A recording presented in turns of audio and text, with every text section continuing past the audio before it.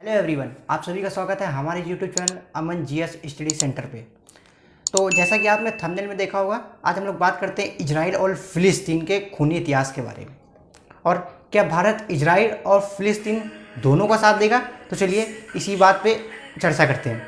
तो सबसे पहले हम लोग बात करते हैं मध्य पूर्व, मिडिल ईस्ट के बारे में, कि जो इजराइल है वो जो है, इसकी लोकेशन अगर आप मैप में देखेंगे इजराइल की, तो इजराइल मध्य ईस्ट में पड़ता है, ठीक है। और ये बात है, और जो इजराइल है, आप ये देखिएगा इजराइल का जो विरुद्ध है, आप ये समझिए जितने अरब देश की कंट्रियां हैं, सारी कंट्रियां इजराइल का विरोध करती हैं। आप जैसे समझ सकते हैं, जैसे सऊदी अरब मान लीजिए, सऊदी अरब हो गया, पाकिस्तान हो गया, जॉर्डन हो गया, ईरान हो गया, ये जितनी भी सारी कंट्रियां हैं, ये सारी कंट्रियां इजराइल का तो पहले बात तो विरोध करती हैं, क्योंकि ये सभी इस्लामिक कंट्रियां हैं, और जो इजराइल है वो यहूदी धर्म अपनाता है।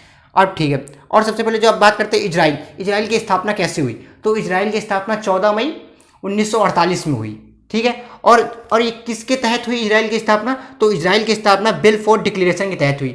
अब ये पूछेंगे बिलफोर डिक्लेरेशन क्या होता है? ये डिक्लेरेशन यूएनओ के द्वारा किया गया था, कि जिसके तहत आधे भाग पर इजराइल होगा और आधे भाग पर फिलिस्तीन होगा, ठीक है। अब चलो ये तो हो गया। अब ये समझ लीजिएगा कि जो इजराइल जब बिल फॉर डिक्लेरेशन हुआ था, तब इजराइल 50% पे था, और जो फिलिस्तीन था वो भी 50% पे था। लेकिन अब क्या है कि धीमे धीमे इजराइल युद्ध हुए। सबसे 1948 में जैसे ही स्थापना हुई, उनके युद्ध भी हो गए। तो जिसके तहत 50% पे इजराइल जो था, वो 50% इजराइल था और फिलिस्तीन था। लेकिन इजराइल धीमे धीमे कब्जा करता चला गया। लेकिन ये तो हमारा मुद्दा है नहीं, हमारा मुद्दा तो है इतिहास के बारे में। तो चलिए हम इतिहास के बारे में जानते हैं। इजराइल की राजधानी जेरूसलम, लेकिन अभी जेरूसलम हुई है, पहले इजराइल की राजधानी तेल अवीव थी। तो जेरूसलम में तीनों धर्मों का, जो जितने भी तीनों धर्म हैं, ईसाई धर्म है, यहूदी धर्म है और इस्लाम धर्म है, तीनों धर्मों के पवित्र स्थान है। तो सबसे पहले हम लोग बात करते हैं यहूदी धर्म के बारे में। तो यहूदी धर्म का दावा है कि उनके पैगंबर जो हुआ करते थे। अब आप पूछेंगे पैगंबर कौन है? तो पैगंबर वो होता है जो ईश्वर के द्वारा भेजा जाता है, देवदूत, ईश्वर के द्वारा भेजा गया देवदूत, या भगवान के द्वारा भेजा जाता है, जो अपना मैसेज लोगों को देता है, वो मान लीजिए वो होता है पैगंबर, ठीक है। अब वो पैगंबर थे, उनका नाम था अब्राहिम जो थे, उन्हीं का नाम ही मतलब ईश्वर ने उनको ही भेजा था पैगंबर के तौर पर। तो अब्राहिम का नाम ही था, पैगंबर का नाम ही था अब्राहिम, ठीक है। चलिए यहाँ तक तो सही था। अब अब्राहिम के दो बेटे थे, पहले बेटे का नाम था इस्माइल और दूसरे बेटे का नाम था इजाक। अब इस्माइल और इजाक, तो अब पैगंबर जो साथ थे, उन्होंने कहा इसको चलो ये देखते हैं कि ये कितनी श्रद्धा से हमें मानता है। तो ईश्वर ने सोचा कि आप पैगंबर से कहते हैं कि आप अपने बेटे इजाक की बलि दीजिए, क्योंकि आप हमें इतना मानते हैं, तो क्या आप हमारे लिए कर सकते हैं? तो अब्राहिम बिना कुछ सोचे समझे अपने बेटे इजाक की बलि देने के लिए तैयार हो गए। अब वो तो तैयार हो गए अपने बेटे की बलि देने के लिए, लेकिन ईश्वर ने उसकी निष्ठा भावना को देखा, तो ईश्वर ने मना कर दिया, क्या नहीं, तुम्हें अपने बेटे की बलि नहीं देनी, क्योंकि ईश्वर उनसे खुश हो गए कि भाई ईश्वर ने कहा, तो ईश्वर की उन्होंने तुरंत बात मान ली। अब ईश्वर उनसे खुश हो गए। तो अब चलिए यहाँ तक तो सही था। अब इजाक के जो बेटे थे, इजाक के टोटल करीब आप ये मान लीजिए इजाक के 12 बेटे थे। अब इजाक कौन था? इजाक जो था वो अब्राहिम का पुत्र था। अब्राहिम के 2 पुत्र थे, इजाक और इस्माइल, जिसमें से इजाक के 12 बेटे थे। जो उसमें से एक बेटा था जैकब, इसमें से एक बेटा क्या था, इसका क्या नाम था? इजाक का बेटा था जैकब। और जैकब की कितनी संतानें थी? 12 संतानें थी। इसीलिए इन्हें 12 टाइप ऑफ इजराइल कहा जाता है। इजाक की संतानों को क्या कहा जाता है? इजाक की संतानों को 12 टाइप ऑफ इजराइल कहा जाता है। अब चलिए यहाँ तक तो ठीक था कि उनके 12 टाइप ऑफ। और जैकब का अन्य नाम भी था एक, क्या? इजराइल। जैकब का ही अन्य नाम था इजराइल। इसी के तहत ईश्वर ने वरदान दिया कि अब्राहिम की संतानें ही एक देश बनाएंगी। किसकी संतानें एक देश बनाएंगी? अब्राहिम की संतानें एक देश बनाएंगी, और जिस देश का नाम होगा इजराइल, क्योंकि जैकब का नाम भी था इजराइल, और उनके 12 बेटे थे, और उनके 12 बेटे को ही कहा जाता था 12 टाइप ऑफ इजराइल, ठीक है। तब से इसे लैंड ऑफ इजराइल कहा जाएगा। जो अभी जिस जगह पर इजराइल और फिलिस्तीन है, अब उस जगह को लैंड ऑफ इजराइल कहा जाता था। अब तो इसमें 50-50 हो गया है। लेकिन अब ये बात कही जाए कि फिलिस्तीन इसमें कितना है, तो फिलिस्तीन का भी मान लीजिए टोटल फिलिस्तीन होगा तो ज़्यादा से ज़्यादा 2011 की रिपोर्ट के अनुसार 12% इजराइल था। चलिए यहाँ तक तो सही हो गया। अब इसके बाद 300 वर्ष पहले जिस मंदिर पर बलि दी गई थी इजाक के बेटे की, लेकिन दी नहीं गई थी, वहां पर ईश्वर उससे खुश होकर वहां पे भेड़ की बलि दी गई थी। तो जिस मंदिर पे बलि दी गई थी 300 वर्ष पहले, उस मंदिर को यहूदी धर्म के लोग प्रथम मंदिर कहते थे। और फिर 2500 ईसा पूर्व या 500 वर्ष पहले उस मंदिर को तोड़ दिया गया, रोमन्स ने उस मंदिर को तोड़ दिया गया, लेकिन फिर भी यहूदियों ने उस मंदिर को बनाया और यहूदियों ने उस मंदिर का नाम रखा द्वितीय मंदिर। और ये मंदिर कौन बनवाया था? ये मंदिर किंग सलमान बनवाए थे। ये किंग सलमान, ये वहाँ के एक किंग हुआ करते थे, किंग सलमान ने ये मंदिर बनवाया था। अब 250 वर्ष बीत गए, फिर इसके बाद 1700 ईस्वी में रोम ने तोड़ दिया। रोम ने किसको तोड़ दिया? रोम ने मंदिर को तोड़ दिया और मंदिर पर कब्जा कर लिया रोम ने। अब रोम ने उस मंदिर को तोड़ दिया। अब इसके बाद जो मंदिर था वो तो पूरी तरह से नष्ट हो गया, लेकिन मंदिर के कुछ अवशेष बचे जिसको पश्चिमी दीवार कहते हैं। अब यहूदियों ने वहाँ पर पश्चिमी दीवार का मतलब ये समझ सकते हैं वेस्ट वॉल, वे वॉल को ही कहते हैं दीवार। इसीलिए अब यहूदियों ने वहाँ पे बता दिया कि हमारा यहीं से, हम लोग यहीं से ये उत्पन्न हुए हैं, इसलिए हमारे यहाँ का ये मतलब उनका बहुत पवित्र स्थान है यहूदियों का वेस्ट वॉल, यानी कि पश्चिमी दीवार। अब यहाँ तक तो सही था पश्चिमी दीवार। तो पश्चिमी दीवार को ये लोग कहते हैं टेम्पल माउंट। तो अब ये समझ सकते हैं कि यहूदियों के लिए क्यों फेमस जगह थी और यहूदियों के लिए बहुत पवित्र जगह थी, क्योंकि इसीलिए ये लोग उसको कहते हैं टेम्पल माउंट। टेम्पल माउंट किसे कहते हैं? वेस्ट वॉल यानी पश्चिमी दीवार। और पश्चिमी दीवार में क्या था? यहूदियों का बहुत पवित्र स्थान था जिसको रोम ने तोड़ दिया था और इसको किंग सलमान ने बनवाया था। अब बात हो गई है यहूदियों की। अब बात किसकी करते हैं? अब बात करते हैं इस्लाम की। तो इस्लाम धर्म के जो पैगंबर होते थे, पैगंबर मोहम्मद साहब, इस्लाम धर्म के जो पैगंबर थे मोहम्मद साहब, वो 631 ईस्वी में यहाँ पर पहुंचे थे। किस जगह पर पहुंचे थे? जहाँ पर टेम्पल माउंट था उसके पूर्व में। लेकिन अभी तक यहाँ पर किसका शासन था? अभी तक यहाँ पर शासन था रोम का। अब ये पैगंबर मोहम्मद साहब यहाँ 631 ईस्वी में पहुंचे और यहाँ पर इन्होंने इस्लाम धर्म के जो सिद्धांत होते हैं यहीं पर प्रतिपादित किए और या ईश्वर से मिलकर इन्होंने इस्लाम धर्म के जितने भी सिद्धांत थे सारे यहीं पर बनाए थे। अब ये जिस जगह पर इस्लाम धर्म के सारे सिद्धांत बनाए गए, ईश्वर से मुलाकात हुई, उस जगह को वही कहते हैं अल-अक़सा मस्जिद। और इसी 35 एकड़ गज जमीन के पीछे इजराइल और फिलिस्तीन के बीच खूनी संघर्ष हो रहा है। और कोई एक संघर्ष नहीं, सिर्फ अपने पवित्र स्थान को लेकर संघर्ष हो रहा है। आप जानते होंगे मुस्लिमों के 3 प्रमुख स्थान होते हैं। पहला मक्का, सबसे पहले आता है मक्का, और सेकंड नंबर पर आता है मदीना, और थर्ड नंबर पर आता है अल-अक़सा मस्जिद।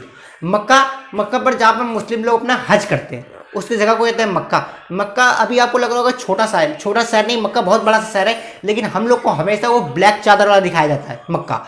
और मदीना आप जब भी देखेंगे, नेट पर देखिएगा, गूगल पर सर्च कीजिएगा, तो आपको मदीना पूरा नहीं दिखाया जाएगा। मदीना के ऊपर एक हरी कलर का टोपी आकार का होता है, उस जगह को दिखाया जाता है।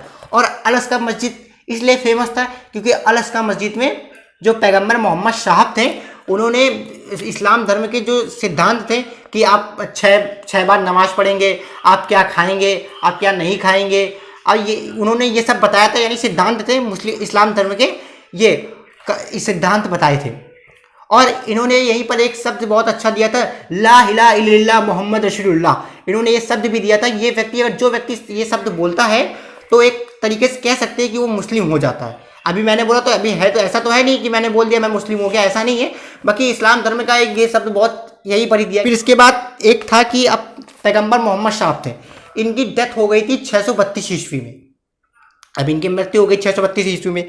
अब अरबों ने 636 ईस्वी में आक्रमण कर दिया। किसके ऊपर आक्रमण कर दिया? रोम के ऊपर आक्रमण कर दिया। किसने कर दिया? अरबों ने कर दिया। अब अरबों ने इनके ऊपर आक्रमण कर दिया, तो अब आक्रमण हो गया, तो इसमें कौन जीता? तो इसमें अरब कंट्री के जितने लोग थे वो लोग यहाँ पर जीत गए थे। तो अब अल-अक़सा मस्जिद और टेम्पल माउंट, इन पर किसका कब्जा हो गया? तो अब इस पर कब्जा हो गया था अरबों का। अभी तक इजराइल कहीं से नहीं आया, अभी तक इस पर कब्जा हो गया था अरबों का। अब इसके बाद हम लोग बात करते हैं ईसाई धर्म कि ईसाई धर्म की यहाँ क्या मानता है। जो ईसाई धर्म भी यहाँ पे धर्म युद्ध की तरह लड़ना चाहता है। तो ईसाई धर्म के जो थे ईसा मसीह साहब, उनको यहीं पर सूली पर चढ़ाया गया था। जो ईसा मसीह साहब थे उनको सूली पर यहीं पर चढ़ाया गया था तथा यहीं पर ये पुनः जीवित हो गए थे। आप ऐसा समझ सकते हैं जैसे किसी व्यक्ति को फांसी दी गई, उस व्यक्ति ने फांसी लगा ली और वो व्यक्ति मर जाए और वो व्यक्ति फिर उसी जगह पर जिंदा हो जाए, तो व्यक्ति को लगता नहीं ये ईश्वर द्वारा भेजा गया, बट ऐसा कुछ था नहीं। ईसा मसीह साहब ने को जहाँ पर सूली पर चढ़ाया गया था वो कहीं पुनः जीवित हो गए थे तथा ये इसलिए फेमस जगह थी ईसाइयों के लिए क्योंकि इन्होंने अपना प्रथम उपदेश यहीं पर दिया था, इसीलिए ये जगह ईसाइयों के लिए बहुत फेमस जगह थी। अब इसके बाद तो ये बात हो गई। अब जो ईसाई लोग थे वो इनका यहाँ पवित्र जगह है, यानी अब आप ये समझ चुके होंगे कि जेरूशलम या यरूशलेम क्यों किस लिए इस जगह पर लड़ाई हो रही है? क्योंकि इसमें यहूदी धर्म, इस्लाम धर्म और ईसाई धर्म, तीनों धर्मों की मान्यता है और तीनों धर्म इसको अपने की है कि ये इजराइल के अंडर पे नहीं जाएगा, ये सबके अंडर पे रहेगा।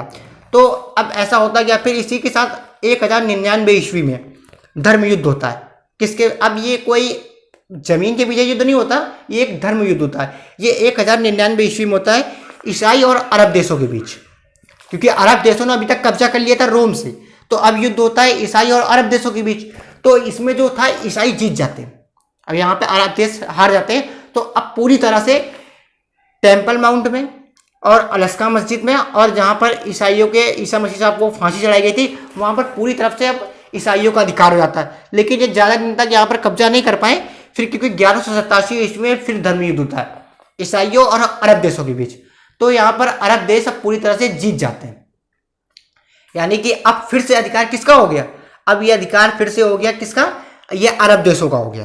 तो अब इसी तरह जब प्रथम विश्व युद्ध होता है, अब आपने पूरा यहाँ से इतिहास समझ लिया होगा कि कैसे जेरूशलम या यरूशलेम तीनों धर्मों के लिए बहुत पवित्र स्थान माना जाता है, और इस्लाम धर्म के लिए तीसरा सबसे पवित्र स्थान है, और यहूदी धर्म के लिए सबसे पहला पवित्र स्थान है।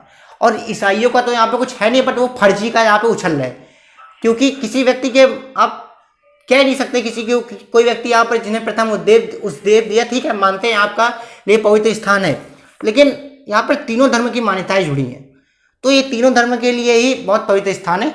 चलिए अब हम लोग बात करते हैं कि प्रथम विश्व युद्ध पर, कि देखिए प्रथम विश्व युद्ध होता है तुर्की वर्सेस ब्रिटेन, जो इजराइल और जहाँ पर अभी इजराइल और फिलिस्तीन का इलाका है वहीं पर पहले तुर्की शासन करता था। तो ये तुर्की और ब्रिटेन के बीच युद्ध होता है। तो ये युद्ध होता है 1917 ईस्वी में, प्रथम विश्व युद्ध होता है 1914 से 1917 तक होता है। तो इसमें 1917 में ब्रिटेन जीत जाता है। तो अब जब ब्रिटेन जीत गया तो ब्रिटेन कहता है आप भी आ जाओ, यहूदी आप भी आ जाओ, इस्लामिक आप भी आ जाओ, ईसाई आप, मतलब जो यूएनओ है वो, ये तो ब्रिटेन एक ऐसा देश है जो सबके ऊपर शासन, और ब्रिटेन को सबसे अच्छा तो हम लोग ही जानते हैं क्योंकि उसने हम लोग के ऊपर भी शासन किया था। कहता आप भी आ जाओ, आप भी आ जाओ, आप भी आ जाओ, सबको बुला लेता अपने देश पे कि अब यहाँ पर इजराइल, जहाँ पर अभी तुर्की शासन था इजराइल और फिलिस्तीन की जगह पर, अब वहाँ पर दोनों देश रहेंगे, कि मतलब इजराइल भी रहेगा और फिलिस्तीन भी रहेगा। और फिर इसके बाद द्वितीय विश्व युद्ध होता है। तो ब्रिटेन ने इसको बांट दिया कि यहूदियों का, ब्रिटेन ने कहा कि भाई युद्ध होने लगे, वो लोग आते थे इस्लाम लोगों, मतलब मुस्लिम लोगों पे, और यहूदी लोगों से युद्ध हुआ करते थे। तो जब द्वितीय विश्व युद्ध हुआ 1947-1948 के बीच में, तो फिर क्या किया, ब्रिटेन ने बांट दिया। ब्रिटेन ने कहा अब आधी जगह पे इजराइल होगा और आधी जगह पे फिलिस्तीन रहेगा। तो 14 मई 1948 को फिलिस्तीन अलग हो गया और ब्रिटेन और इजराइल की स्थापना हो गई। लेकिन जो जेरूसलम था उसको यूएनओ को दे दिया कि अब जेरूसलम जो होगा वो यूएनओ के पास रहेगा, और जो इजराइल है वो इजराइल के पास रहेगा, और फिलिस्तीन जो रहेगा वो फिलिस्तीन वालों के पास रहेगा।